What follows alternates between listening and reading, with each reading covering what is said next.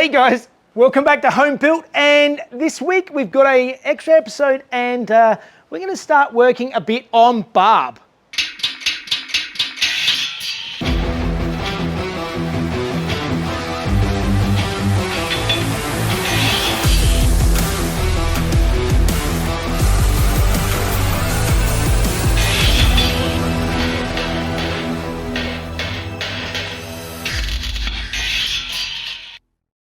Hey guys, welcome back, and those of you who missed it, this is barb. This is our 1993 Mercedes E220 W124 that we got as an extra car. Basically, we sort of needed another daily driver, even though barb is definitely not a daily driver. Mrs. Jeff and myself share a Macan as a daily driver. That's the only real sort of fully registered car that we have, and we have Harry. And on the odd days when I'm at my day job as a firefighter and Mrs. Jeff has a job that she has to go out to, she has to take Harry. And we wanted something that could just fill in that extra space, and we wanted something that was going to be reliable, relatively cheap, and also over 30 years old. So barb is a 1993 model. So it's actually eligible for our conditional rego or historic rego. Basically what that means is that we can drive barb 60 days a year with a logbook that we have to fill out each time we drive it, and that will just fill in the space. And because of that, it costs $48 a year instead of $1,000 a year to register the car. So it's well worthwhile. Even at 60 days, it's more than 1 day a week, which is plenty for what we want to do with barb. Unfortunately, we've had some issues. So barb has really been sort of sitting in the driveway for quite some time, and today I want to tackle some of those things.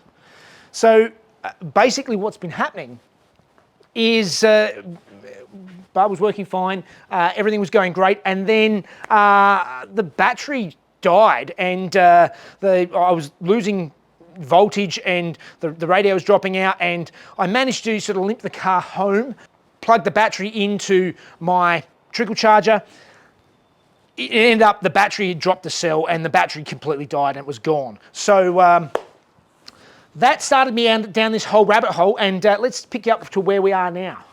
All right, so when the battery died completely, I talked to Varta and got a nice new Varta quality battery to replace the old dead one that was in there, and started up and worked fine, but I came back about 2 days later and the battery was totally flat, telling me that I've got a parasitic drain in the system somewhere. We just want to check and see the quality of the alternator.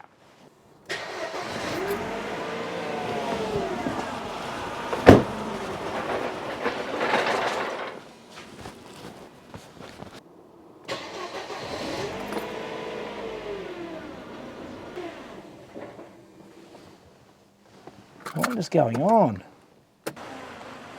All right, it's finally idling, just not very nicely. So let's quickly check with my voltmeter and see how we're looking. See, we're currently only getting about 13.5 volts at the battery, where we should be getting a fair bit more than that. It's getting 13.6, 13.7 volts even if I rev it up. That should be more like 14, 14.5, much higher than that. So 13.7 coming out of the alternator is borderline, like an underpowered alternator, but ultimately I don't want to risk it. I want this car to be reliable, and it's just not giving me enough out of there. But the other issue that I want to track down before we even start pulling alternators is let's have a look and see what my parasitic drain is, because to kill an entirely new battery in 48 hours, there is definitely a parasitic drain on the system. So something is drawing power while the engine's off. And I need to find out what that is. So I'm going to go to the fuse box and let's see if we can track down what's causing our power loss.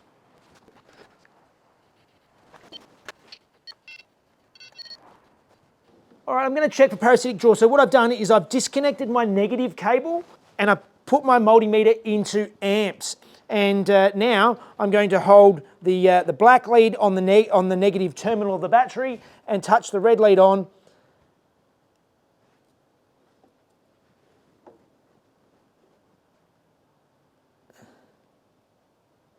You can see here I've got a 5.5, 5.3, 5.4. I've got a really high amp draw there. That is far too high. There should be just milliamps coming through that. So, and it keeps varying quite a bit, which is quite odd.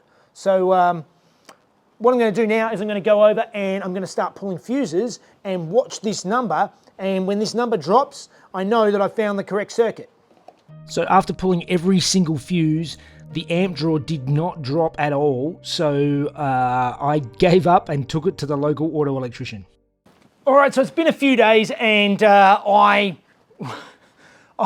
threw my toys out of the cot with Barb. I couldn't work out the parasitic draw, where it was coming from. I checked all the fuses and I'm not great on that side of things, and I admit that, and I ended up taking it down to a local electrician just to have a quick look, and he diagnosed that my alternator is actually the problem. That's actually the thing that is causing my parasitic draw, and Barb's also hasn't been idling. There's been a lot of issues, which I'm hoping comes down to that dodgy alternator.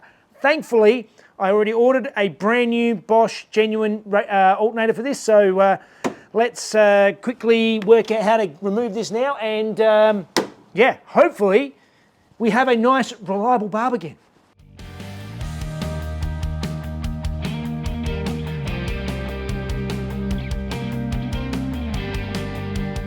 So I didn't get a whole bunch of footage of changing the alternator, but it's a relatively straightforward process.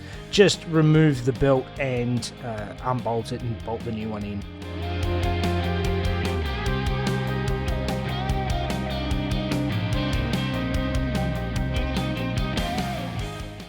All right, well, it has been over a month since I shot the last bit you just saw on Barb.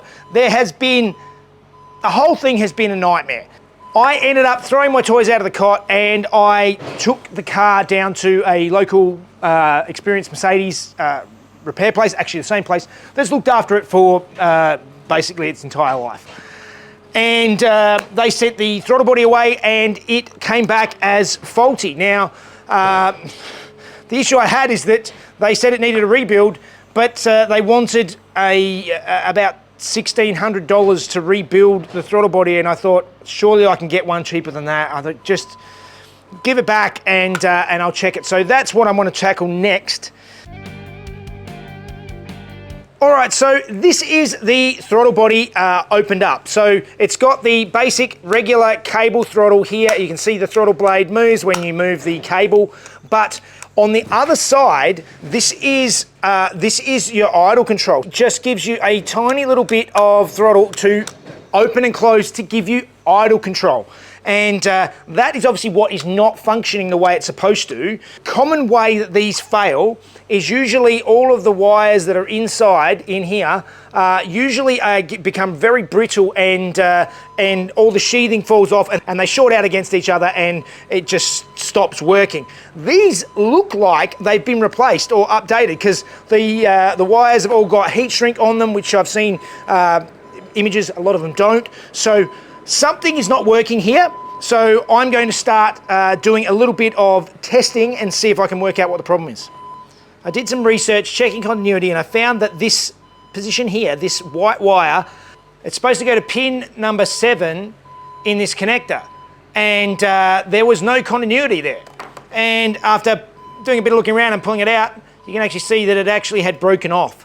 So I believe that is my issue, or at least that is an issue. Everything else seems to have connectivity and everything else seems to be working. So I'm going to try and disassemble this now and get it apart so that I can repair this wire and see if that solves my issue.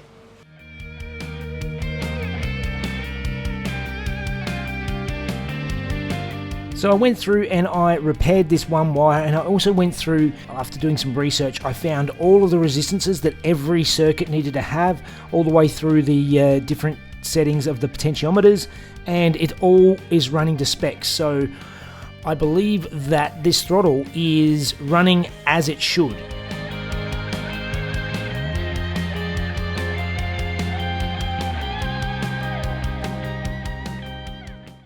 I've soldered it back together again. I've closed it all up. I've checked the continuity and they all work. So the connection is re-established. Looking at this closely, it definitely has been opened up and it was repaired sometime in the past and that wire broke.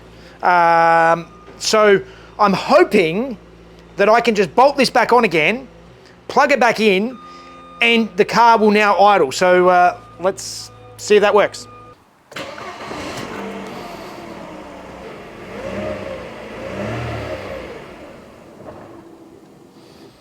Ah!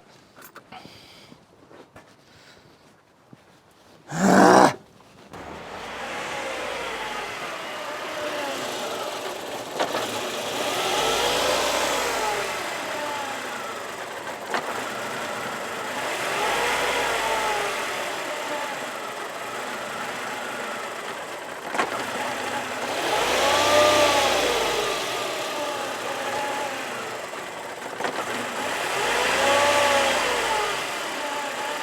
All right, so I've done a few things.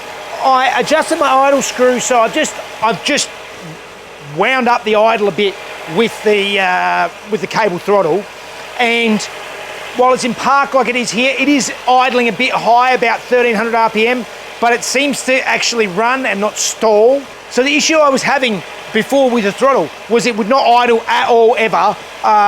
And to even get it around to the mechanic and things, I was having to drive 2 feet. So keeping the revs right up. As soon as I wanted to slow down at all, even back off completely, just to start slowing down, it would stall even before I came to a stop.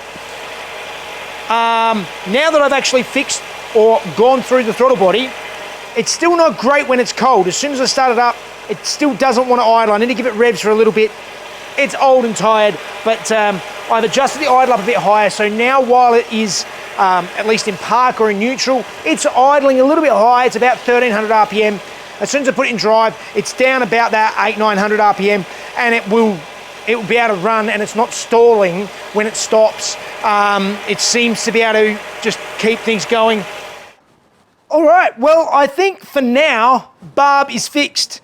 Barb is definitely not fixed. The idle has been getting worse and worse over time. Even when we bought it, it was running slow, and now it is not idling at all.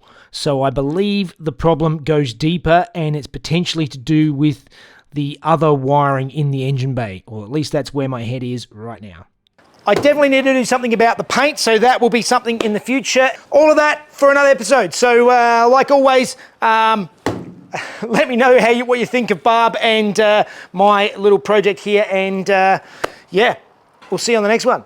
See you guys.